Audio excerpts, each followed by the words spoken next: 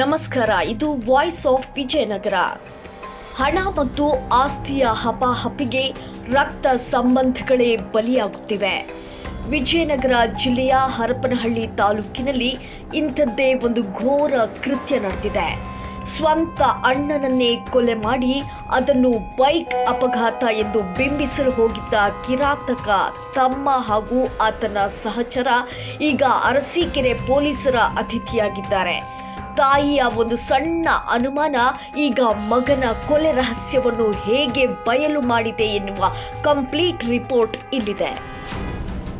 ಹರಪನಹಳ್ಳಿ ತಾಲೂಕಿನ ಹಗರಿಶಿರನಹಳ್ಳಿ ಗ್ರಾಮದ ಮರುಳಸಿದ್ದೇಶ ಎಂಬುವವರೇ ಕೊಲೆಯಾದ ದುರ್ದೈವಿ.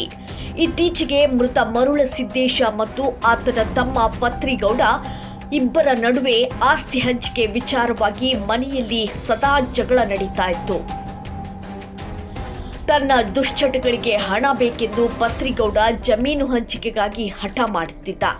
ದಿನಾಂಕ 13/3/2026 ಮಧ್ಯಾಹ್ನ ಕೂಡ ಪತ್ರಿಗೌಡ ಮನೆಯಲ್ಲಿ ದೊಡ್ಡ ಗಲಾಟೆ ಮಾಡಿದ್ದ.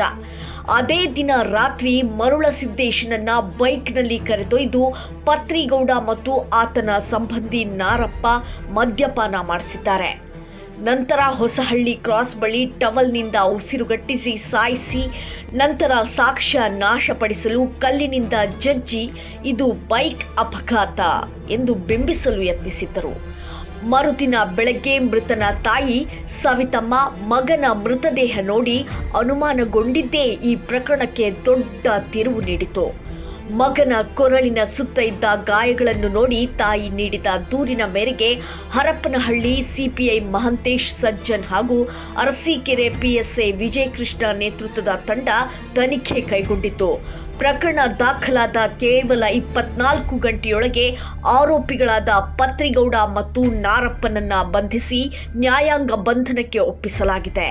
ಇದು ವಾಯ್ಸ್ ಆಫ್ ವಿಜಯನಗರ. ನಿರಂತರ ಸುದ್ದಿಗಾಗಿ ನೋಡ್ತಾ ಇರಿ ವಾಯ್ಸ್ ಆಫ್ ವಿಜಯನಗರ.